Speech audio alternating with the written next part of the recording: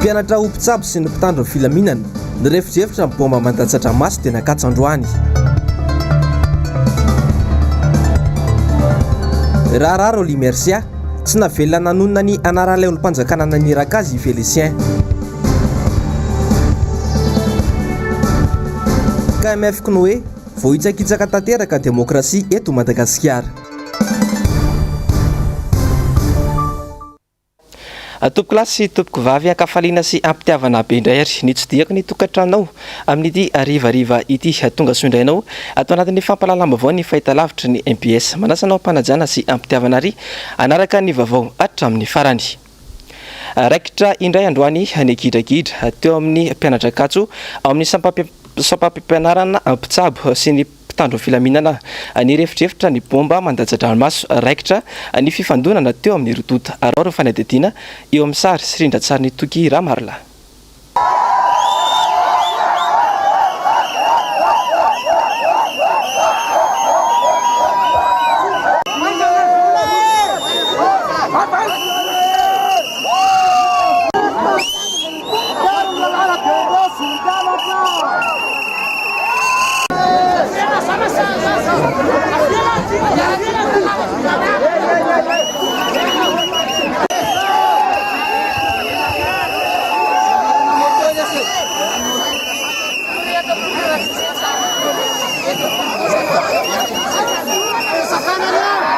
Androany tamin'ny valora Sasamaraina dia efa nivory teto amin'ny esplanady Akatso ireo mpianatra ho mpitsabo.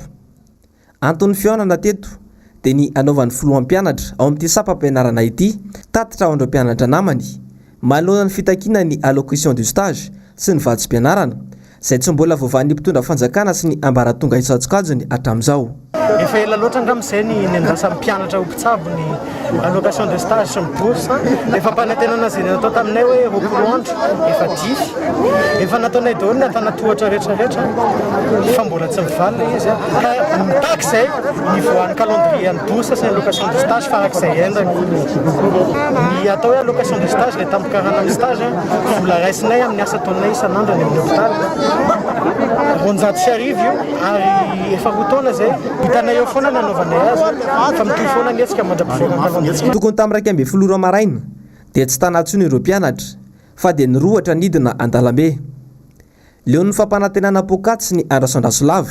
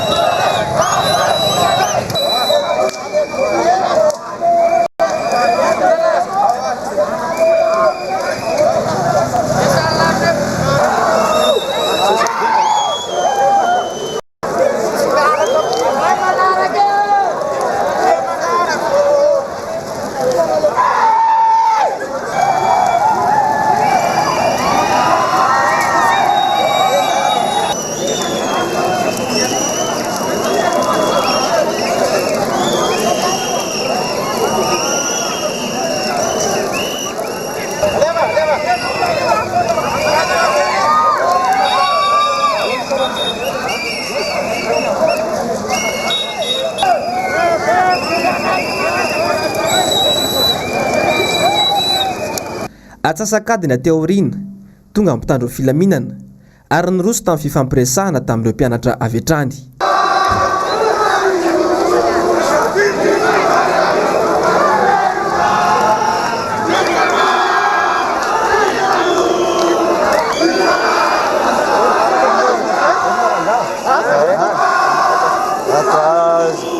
Antony antsokonareo zany ifampiresakitsika inona ny fampirarana iverenan'le fiainana andavanandro satria lasa tombontsoa be rehetrarehetra lasa voasakatsakana daholo. Dia antony grevena io dia le volanay mbola tsy vola dia hatramin'izao mbola tsy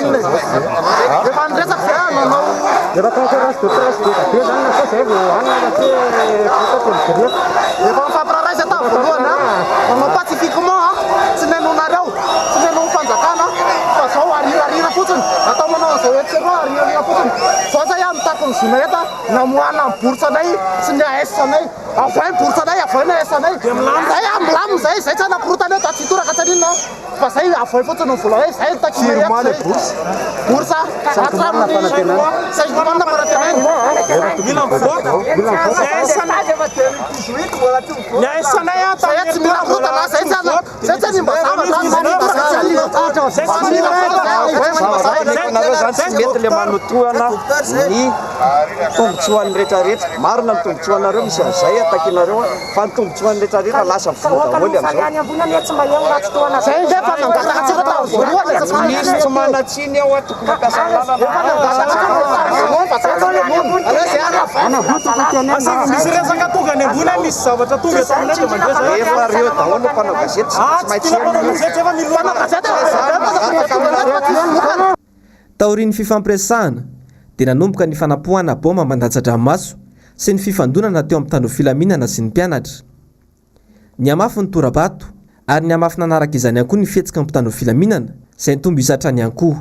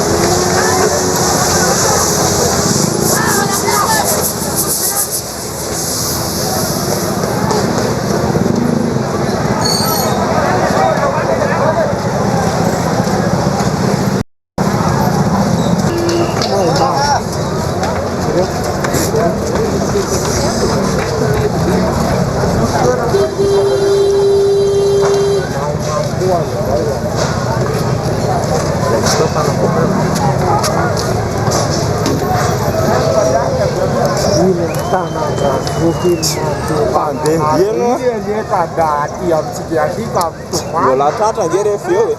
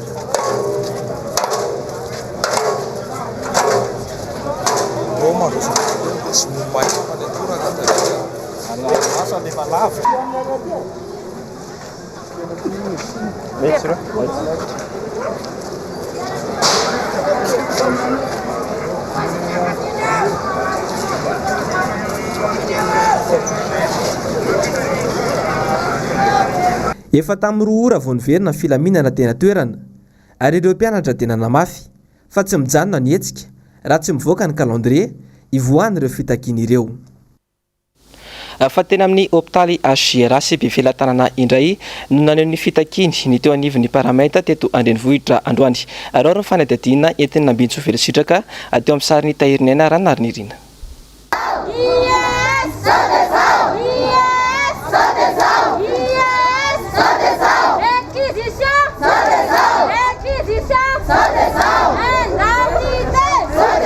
Tsy hitsahatra intsony ny fitokonana nataondreo paramedy raha tsy mivaly ny fitakiny ny EES ny réquisition ary ny recrutement ireo antony telo ireo no andrasan'ireo paramède valiny avy amin'ny fitondram-panjakana efa manenika ny faritra rehetra manerana ny nosy izay fitokonana nataon'izy ireo izay ny fanjakana no manao tsinitsinina ny zonyreo piasa reo ny zonyreo piasa reo matoa tonga amin'izao fitokonana zao efa ela zay no mitady vaolana saingy tsy nenona ka ny farany fitokonana le izy tsy fanaovana tsinitsinina marary na ovinana fa ny marary andrianina foana mitsipaka tanteraka ny filazana fa manao tsinitsinina amin'ny marary ny eo anivon'ny paramède efa misy ny lamina napetraka eo amin'ny fandraisana tanana ireo mila fitsaboana aingana raha ny fanazavana tsara manamarika an'izay misy fandrindrana ao satria ato amin'ny AGRA dia misy dokotera misy spécialiste mbola misy ihany koa soignant ka raha ny paramède mbola tsy miasa dia ireo atokon'olona reo mbola afaka aloha miandraikitra amin'ny marary na raha misy paramède farany vitsanisana velanay any anatiny any satria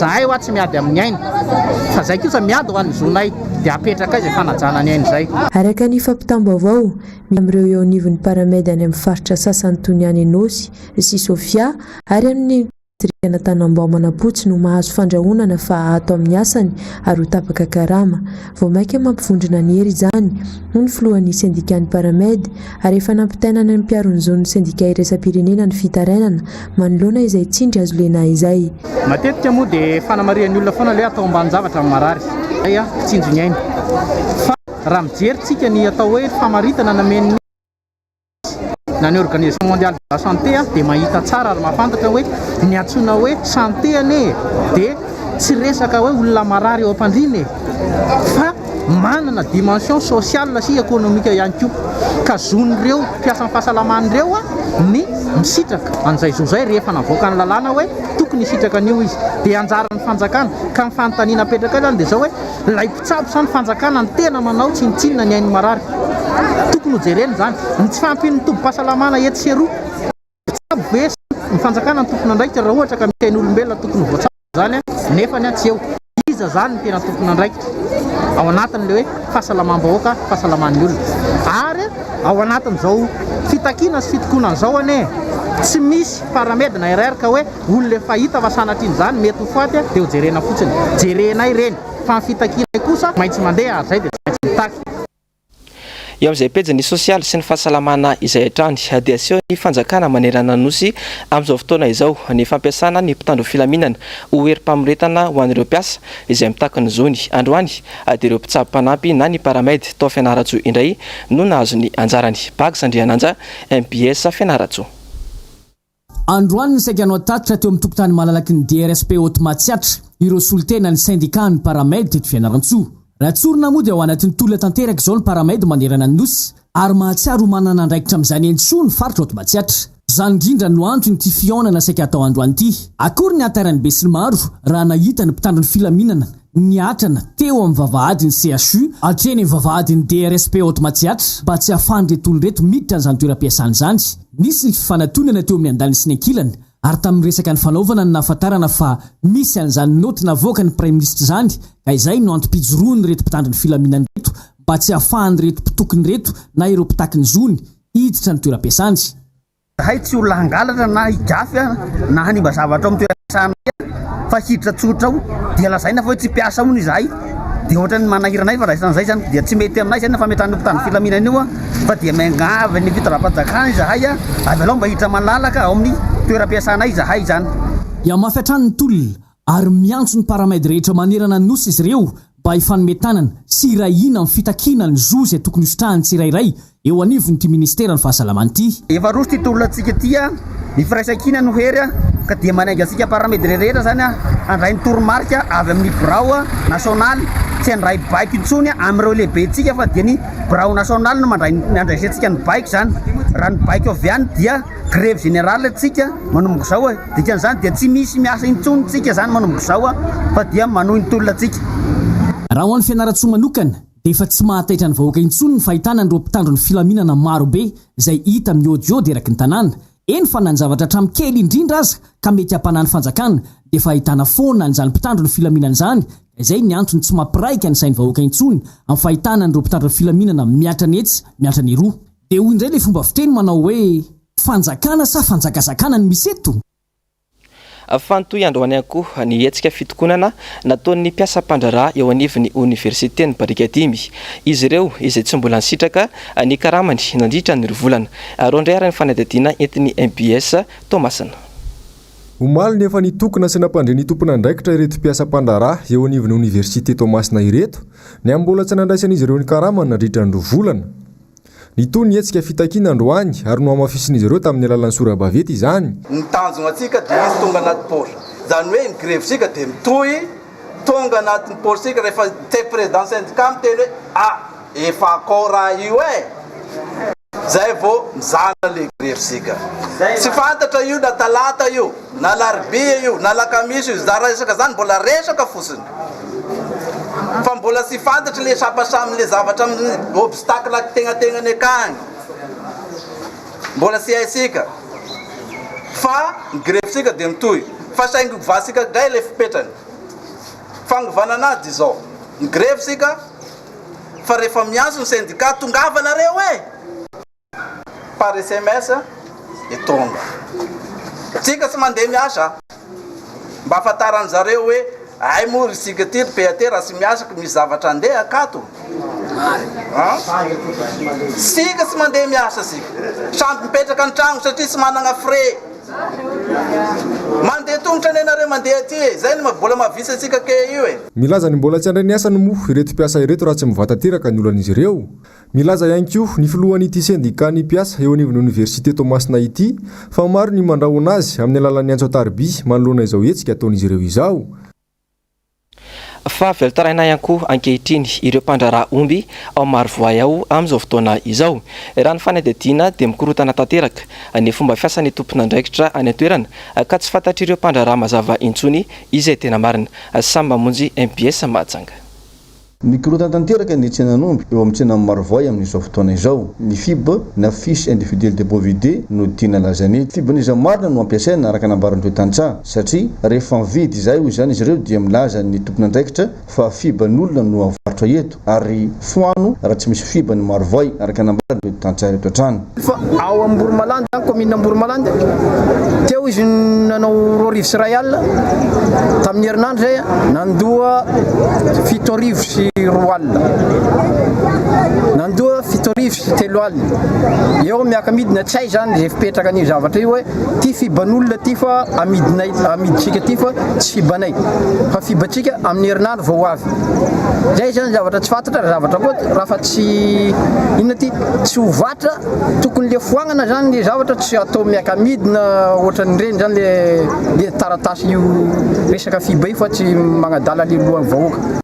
Tsy ao a Marovoay tampinana no misy ny omby avarotra fa na avy any ivelan'ny Marovoay aza dia tonga ao avokoa mamarotra an'izany ombiny izany. Eto dia mitaraina ireo tantsaha satria taratasy madio nefa dia fonja no asitriny izany. Tsy fantatra marina inona ny antony. Omby alatra ve zany no avarotra sa omby manahoana? Misy omby vidina avy manaratsandra taratasy madio tsara bokagny vita avy gendarme eto. Dia eto zay mividy. Dia raha fa mividy eto zay mividy eto indray no migadra fa tsy le bokagny amin'ny fotorany. Reny zany zavatra tena mampalahelo anay. Zay zany migadragadra fotsiny amin'ny zavatra tsy atao. Ny vaovao malaza maneran-tany kosa indray antsika maneho ny fiarana amin'ity ariva ity satria dia mafana ny toedra raha any États-Unis any amin'izao fotoana izao satria dia miantso ny fanamelohana ny filoha teo aloha Donald Trump ireo mpikambana ao anatin'ny demokraty izay miaraka amin'ny filoha am-perinasa Joe Biden noho ny zavantranga tao amin'ny Capitole ny 9 janoary lasa teo moa no antony izay fanapahan-kevitra izao. Arory ny fanadihadiana entin'ny Zavandriamahefa eo amin'ny rindran-tsarin'ny Matthieu Prince. Roandro taorian'ny famelabelaran-kevitra tsy nisy fitsarana nataon'ireo sénatera sy mpitsara demokrata tao États-Unis mikasika ny tokony andraisana fanapahan-kevitra momba ny Donald Trump dia mitaky ny anamelohana ity farany tsy misy fepetra ireo mpampanao lalàna demokraty miaraka amin'ny Joe Biden. Tamin'ny alalan'ny horonan-tsary izay zavantranga nisy tao Capitole ny 9 janoary lasa teo no vesatra ny ampanganan'i Donald Trump. Profo izay tsy azo ivalozana ho hiatrany ireo mpikambana demokrata fa i Donald Trump no tao ambadika ireny fandrombana nisy tao Capitole ireny izay namoizana hain'olona mihitsy.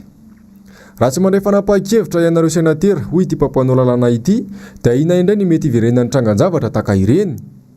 Matokony fahendren'ny fitsarana sy ireo sénatera kosa hoy Joe Biden.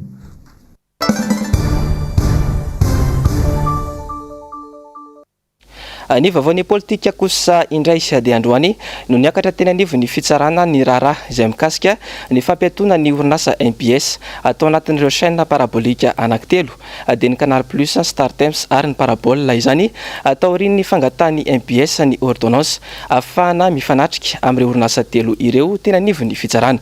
Ary ny fanadihadiana entina Mbitsovily sitraka teo amin'ny sariny Tahirinena Ranaririna. Isan'ny mitana ny sainy maro amin'izao fotoana izao ny antony nampiatoana MBS tao tsy nisy akory fampiatsoana. Voalaza nefa fa didim-pitsarana no nahafahan'ny orinasa Canal Plus, Star Times ary Parabole tsy nandeha fitsoana MBS tao amin'izy ireo nanomboka ny tsy mazava ny fandehan-draharaha amin'ny maha-fifanarahana ara-barotra nisy kanefa tonga hatrany amin'ny didim-pitsarana izay fa baiko akolaka avy amin'ny fanjakana. Dia zay ary zavatra tsy niteny manokana mihitsy zay hoe contrat commercial privé na fifanarahana ara-barotra manokana privé no misy teo amin'ireo société telo ireo sy ny société MBS. Dia gaga zay raha ohatra ka nanao an'izany ny fanjakana malagasy hoe maninona tsy nantsona mihitsy satria tsy nahazo fiantsona mihitsy ny société MBS zany tenga tsy asigné zany izy tamin'ilay raharaha tamin'ny fandehanana le référé à bref délai tsy parti au procès zany ny société MBS ka nefany dia misy fiantraikany lehibe dia lehibe any amin'ny société MBS ny fanapahana na ny fanalana n'ilay fandefasana ny chaîne MBS tamin'ireo par voie satellitaire tamin'ireo société anankireo dia tsy afaka ny société MBS noho izany nanao voie de recours zany tahaka ny hoe appel na opposition satria tsy parti tao anatin'ilay raharaha nandeha tetỳ amin'ny fitsarana ny société MBS. Tsy voahaja mihitsy araka izany ilay zon'ny fiarovana ary tsy voahaja ihany koa ilay ataontsika principe de contradictoire satria ny olona voakasika mivantana n'ilay raharaha dia tsy nampanatsoana tatỳ anatrehan'ny fitsarana.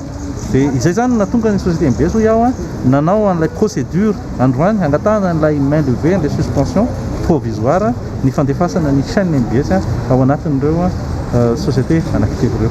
Voalaza hatrany fa manohitona ny filaminam-bahoaka sy ny fiainam-pirenena ny fandaharana miara-manonja mandeha amin'ny fahitalavitra sy ny onjam-peon'ny MBS. Antony izay nambara fa tsy maintsy nanapahana ny fahitalavitra sy ny onjam-peo izany. Afaka maneho izany amin'ny fomba hafa nefa ny fanjakana fa tsy avy hatrany dia ny anivon'ny orinasa tsy miankina raha ny fanazavana. Ny hoe manana zo ny fanjakana na tsy manana zo afaka hanao an'izay ny aty amin'ny fitsarana indrindra ny tokony hijery an'izay satria le raha ratsy hoe azon'ny fanjakana taonge ny mamoaka karazana arrêté ministériel na arrêté interministériel ao anatin'ny zageveriny fa mahafikitika ny filaminam-bahoaka na ny fisininy izay zavatra rehetra izay nilazainy tao anatin'ny requête izay nataony fa naninona ny fanjakana tsy nanao an'izay fanontaniana mipetraka zany izay zavatra hoe fanampiasainy ny fahefa-mitsara tatỳ amin'ny fahefana ataontsika hoe autorité judiciaire namoana an'izay fanapa-kevitra hampiatona gozamaika ny société MBS ny fandefasana ny chaîne MBS atao anatin'ireo société anankitelo ireo zay. Fanontaniana mipetraka izay ary ny tsirairay dia samy manana ny valiny ahafahana mandika an'izay fa ny société MBS aloha dia matsapa fa voatotohana ny zony ao anatin'izao raharaha izao. Didim-pitsarana iny no nanaovana an'ilay fampiatona gozamaika tsy maintsy didim-pitsarana ihany koa no mamoa sy ny mamerina ny société MBS ao anaty par voie satellitaire ao anatin'ireo société anankitelo ireo. Ny 25 ny volana febroary izao no ivoaka ny didim-pitsarana mikasika ny raharaha ho fantatra amin'io fotoana io na ho afaka hiverina andeha eo anivon'ireo chaîne parabolika telo ireo ny MBS na tsy. Fa niakatra fitoanivon'ny fitsarana indray androany ny raharaha Roly Mercia nisy tamin'ireo voasazy izay miaraka aminy no nijoro vavolombelona ny amin'ny zava-nisy tena marina tsy neken'ny fitsarana nefa izany. Ary ny fanadihadiana entiny Mbitsovily sitraka teo amin'ny sariny Tahirinena Ranaririna.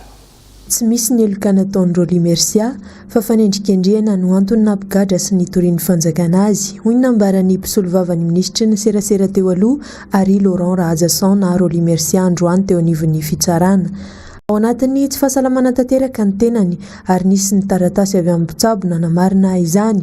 Nisy amin'ireo taratasy ireo no nanjavona tao anatin'ny antota taratasy teny anivon'ny fitsarana raha ny fanazavana. Tiako tsipiana ny rehetra dia namerina fanondrony androany Andriamatoa Félicien nanamafy an'ilay filazana nataony tamin'ny heriny hoe tsy misy idirana Andriamatoa Rolimercia mihitsy io raharaha io fa no tambazana izy dia zay no nahatonga azy nanondrana Andriamatoa Rolimercia. Izany hoe zao no nolazainy teo hoe misy olo mpanjakana ambony nampanantena azy fa ho afahana mahadidio izy raha ohatra ka manaiky anendrikendrika an'Andriamatoa Rolimercia dia nataony izay zavatra izay. Zay zany tsara tsipihana foana. Ny zavatra tiako tsipihana ihany koa hitanareo teo marary ary me marary hatrany Andriamatoa Rolimercia. Tsy fantatra moa hoe anahoana fa ny any ambony no mahalala an'izay. Za fotsiny mahita hoe efa tsy rariny loatra ilay fitazonana amponja amin'ny situation na olona marary sahala amin'io. Namafisiny Félicien ilay voalaza fa nokaramay nitondra ny soro-baventy nisy misoratra hoe Avoy Berija teo anivon'ny fitsarana androany ihany koa fa olo-mpanjakana ambony no ambadiky ny raharaha ary naniraka azy hiteny fa i Rolimercia no naniraka azy ireo anao izay fihetsika izay. Nandritra ny fotoam-pitsarana dia nierany hanonona ny anaran'ilay olona ambony izy saingy notapahina avy hatrany araka ny faneho-kevitry ny zanaky Rolimercia. Hitantsika teo moa zany dia nilavina indray le LP aminay fianakaviana zany tsy ho lava resaka zay fa fandraisanay azy dia fa famonona ankolaka ny havanay le izy na inona zany fahaizany avoka na inona proof zany dia tsy te halala ny fitsarana fa tsy maintsy tazomina ponja ilay olona ka sao dia tafahoatra loatra raha olona sao dia tafahoatra loatra raha ianareo amin'ny fitsaranao iankinany vahoaka no manao zavatra ohatran'izao. Hitantsika teo ngamba fa saky niteny ny avokanay hoe aleo tononona le anarana vonona koa Félicien teny hoe aleo tononona fa ny mpitsara mihitsy no niteny hoe aleo tsy tononona fa tonga dia alefaso asa hoe inona moa ny antony zay hoe aleo tsy tononona firaisana petsapetsa ve sa mafy loatra le tsindry avaty ambadika.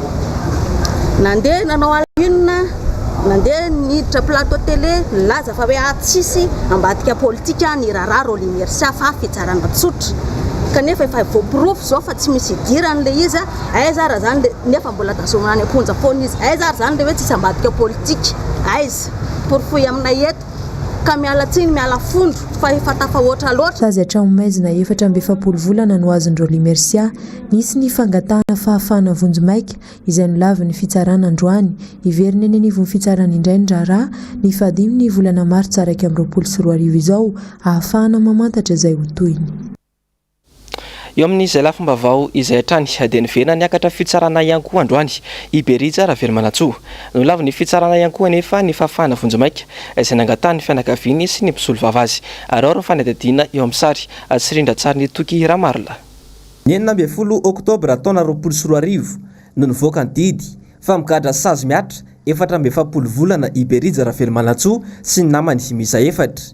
Nangataka fahafahana vonjomaika ny tenany tamin'ny alalany mpisolo vavasy androany ka lava ny fitsarana izany. Dia mangataka ny fitondram-panjakana sy ny mpitory izahay mba hanome fahafahana ny zareo amin'ny 20 volana Marsa ny fitsarana azy ireo izao. Aoka mba fanifaneho Facebook amande le izy fa tsy sazy miatra fa mavesatra ny sazy izay hanenjehana azy. Dia manamafy fangatana famindra-po sy ny fandeferana zahay avy mpitory sy ny fitondram-panjakana. Satria to Christelle Rahaja Christelle fifandraisanareo amin'ny Berija na aleo ataoko hoe mpitondra teny Berija fotsiny sa inona moa sa alako atao mpanao politika manko sa dia mitoy le fanenjehana atao hoe mpitondra teny Berija fotsiny zany.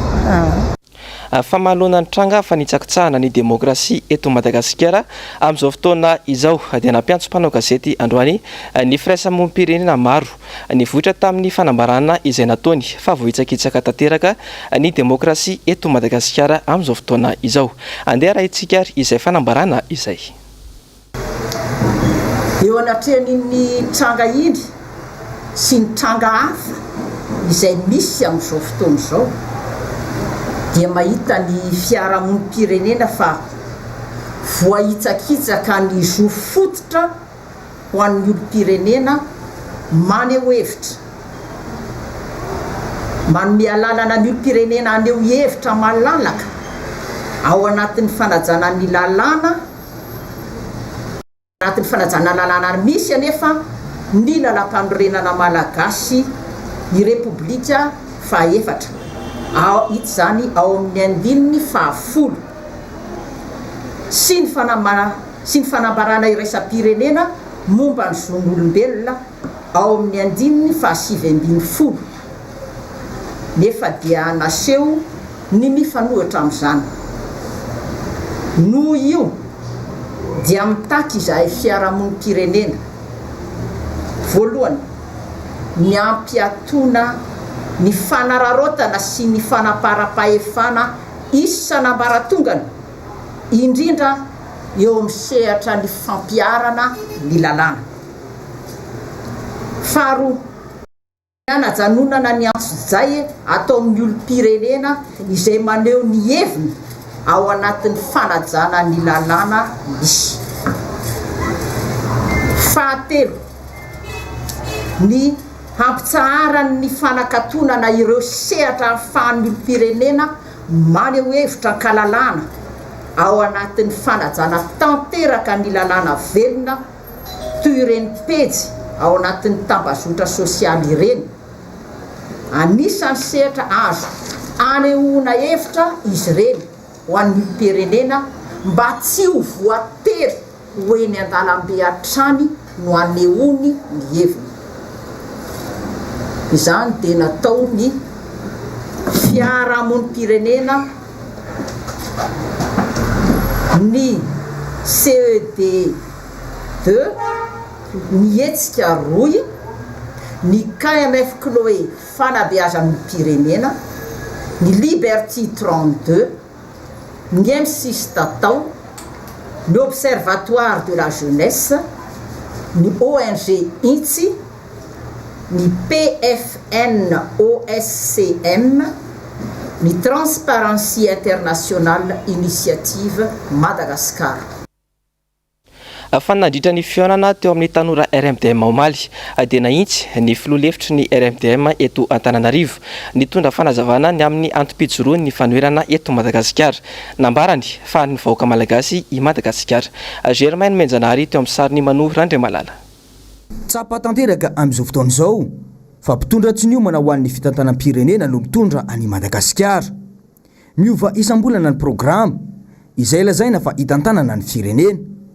Niainga tamin'ny IEM na ny Initiative pour l'émergence de Madagascar izany izay tetikasa fampanofisam-bahoaka no betsaka tao anatiny. Tsy tafavoaka io hatramin'izao.